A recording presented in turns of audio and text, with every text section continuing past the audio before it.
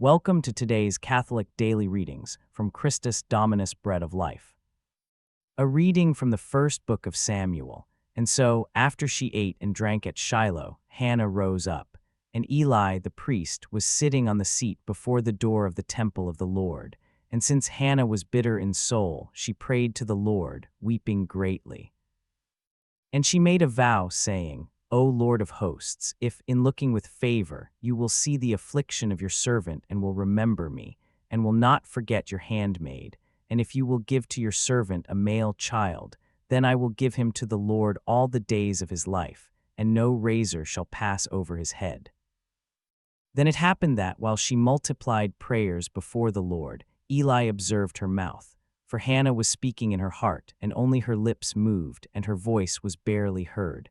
Therefore, Eli considered her to be drunk, and so he said to her, How long will you be inebriated? You should take only a little wine, but instead you are drenched. Responding, Hannah said, By no means, my lord, for I am an exceedingly unhappy woman, and I drank neither wine nor anything that can inebriate. Instead, I have poured out my soul in the sight of the Lord. You should not repute your handmaid as one of the daughters of Belial, for I have been speaking from the abundance of my sorrow and grief, even until now.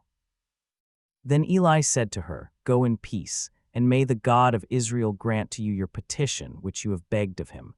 And she said, I wish that your handmaid may find grace in your eyes. And the woman went on her way, and she ate, and her countenance was no longer changed for the worse. And they rose up in the morning, and they worshipped before the Lord. And they returned and arrived at their own house at Ramah. Then Elkanah knew his wife Hannah, and the Lord remembered her. And it happened that, in the course of days, Hannah conceived and bore a son. And she called his name Samuel, because she had requested him from the Lord.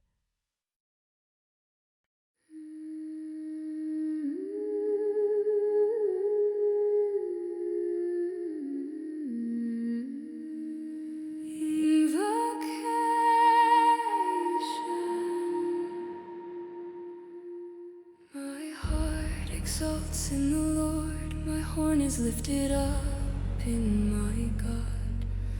I have swallowed up my sorrow, I rejoice in the victory you have given. Amen. Years of waiting, years of weeping, my voice was lost inside my tears. I poured my soul out in your presence. You heard the prayer no one could hear. My heart exalts in the Lord, my Savior. My heart exalts in the Lord, my Savior. The bows of the mighty are broken, the tottering are clothed in strength. The hungry are filled with abundance, the full are emptied of their pride. My heart exalts in the Lord, my Savior. My heart exalts in the Lord, my Savior.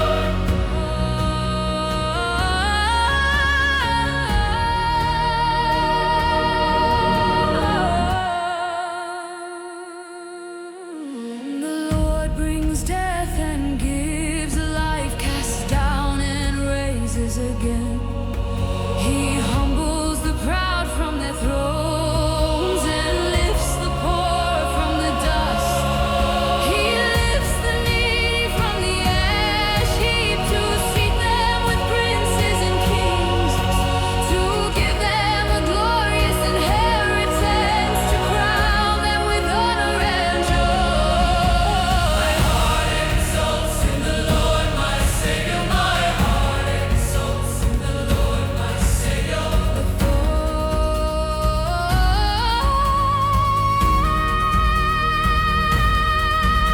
A word is spoken and spirits obey. The unclean are silenced and flee.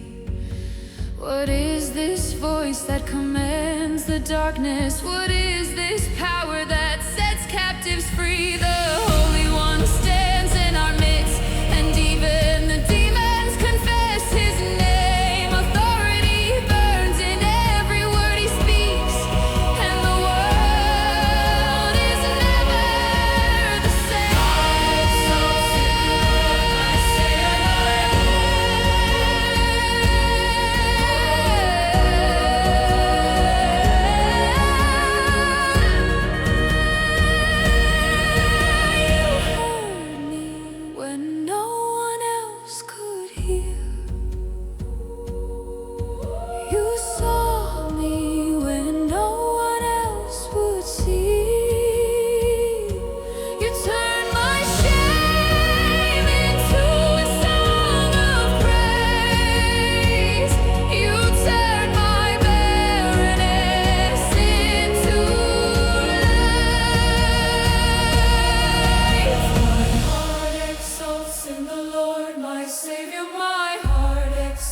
trust in the Lord, my Savior.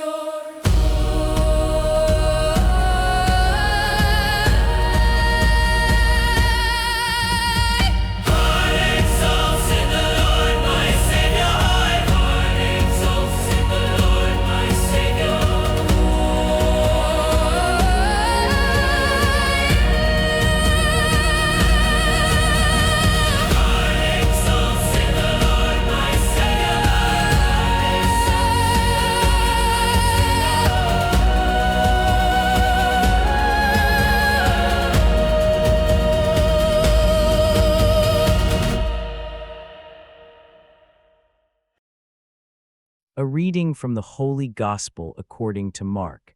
And they entered into Capernaum, and entering into the synagogue promptly on the Sabbaths, he taught them.